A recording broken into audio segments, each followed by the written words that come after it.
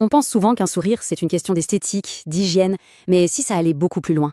Et si un simple sourire pouvait en dire long sur notre caractère, notre pouvoir, et peut-être même, qui sait, sur notre destin? Ah, cette phrase, elle est forte, non? On a tous déjà ressenti ça. On rencontre quelqu'un, tout a l'air parfait, l'impression est impeccable, et puis cette personne sourit, et là, tout bascule. C'est fou comme les dents peuvent être ce tout petit détail qui change absolument toute notre perception. Et attention, ce n'est pas juste une impression ou un jugement social, ça a des conséquences bien réelles. Une étude a montré que 62% des employeurs, oui, 62%, estiment qu'un candidat avec de vilaines dents part avec un désavantage. Ça peut carrément impacter une carrière et ça crée un vrai cercle vicieux pour ceux qui n'ont pas les moyens de se faire soigner. Alors, d'accord, il y a la santé, il y a le jugement social, mais si on mettait tout ça de côté un instant, et si on se demandait si les dents pouvaient révéler quelque chose de bien plus profond? C'est là que ça devient fascinant. On va plonger dans une sagesse bien plus ancienne pour voir ce qu'elle a à nous dire. On commence donc avec notre première partie, lire le visage, un art ancien. Alors, qu'est-ce que c'est que le Miang-Xiang? Ce n'est pas juste deviner le caractère de quelqu'un au premier coup d'œil, hein. Non, c'est un art chinois ancestral, une véritable science de l'observation avec ses propres codes, utilisés depuis des siècles. L'idée, c'est que chaque trait du visage a une signification bien précise. Et dans ce système, les dents ont un rôle super intéressant. Ce sont les gardiennes de la bouche. Pensez-y, elles sont là pour contrôler ce qui entre, bien sûr, la nourriture, mais aussi, et c'est ça la clé, ce qui sort, nos paroles. Du coup, leur forme, leur état, tout ça nous donnerait des indices sur la solidité de cette garde. On passe à la deuxième partie, on va parler des dents du pouvoir et de leur lien avec le statut et le leadership. Ici, le Miang-Xiang nous présente deux grands profils, deux archétypes. D'un côté, on a ce qu'on appelle la dent de cheval. Ce sont ces grandes dents devant, larges et carrées. Elles sont associées à la dominance, au leadership. C'est l'image de la personne qui mord dans les obstacles, un vrai faiseur.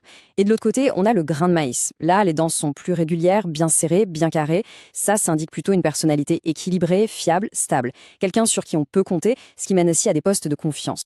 Allez, troisième partie. Maintenant, on aborde la question de la confiance. Qu'est-ce que les dents nous disent sur la fiabilité de quelqu'un et sa capacité à garder un secret et ce qu'elle nous rône? L'idée centrale est en fait assez simple. Il faut voir la dentition comme une sorte de barrière. Et la question c'est, est-ce que cette barrière retient bien les choses, comme l'argent ou les secrets, ou est-ce qu'elle les laisse s'échapper? C'est ce qu'on va voir tout de suite. Et l'exemple parfait de ça, c'est le fameux écart entre les dents, le diastème. On les appelle parfois les dents du bonheur. Mais dans cette lecture, c'est un peu différent. C'est vu comme une porte qui fuit, une porte qui ne ferme pas correctement. Et qu'est-ce qui s'échappe? D'abord, les mots, les secrets, la personne manquerait de filtre. Et puis, l'argent. Cet écart serait aussi le signe de dépenses impulsives, d'une certaine instabilité financière. Après l'écart, il y a l'angle, la direction de l'énergie en quelque sorte. C'est super important. Imaginez, des dents qui penchent vers l'intérieur. Ça suggère une énergie de rétention. La personne garde tout pour elle, elle est plus introvertie, prudente, voire possessive. Elle gardera un secret, c'est sûr, mais peut-être par calcul. À l'inverse, des dents qui partent vers l'avant, eh bien c'est une énergie de projection. Là, on a quelqu'un d'extraverti, d'impulsif, qui agit avant de réfléchir. Pour la discrétion, on repassera. Et pour finir, on a les dents qu'on pourrait qualifier de chaotiques. Vous savez, celles qui se chevauchent, qui sont tordues, ou avec des canines très pointues qu'on appelle dents de tigre. Tout ça, ça indiquerait un esprit agressif, ou un peu désorganisé. Le paradoxe, c'est que ces personnes peuvent être charmantes et très bien réussir en affaires, justement grâce à cette agressivité. Mais côté fiabilité, c'est plus compliqué. Elles seraient plus sujettes aux conflits, plus volatiles. Leur loyauté pourrait changer si leur instinct de survie le leur dicte. Bon, après avoir vu tout ça, à quoi ressemble le portrait idéal selon cet art? C'est ce qu'on va voir dans cette dernière partie, la synthèse. Alors voilà, le portrait robot des dents idéaux pour la confiance et le statut. Elles seraient droites, bien alignées, serrées, sans aucun espace.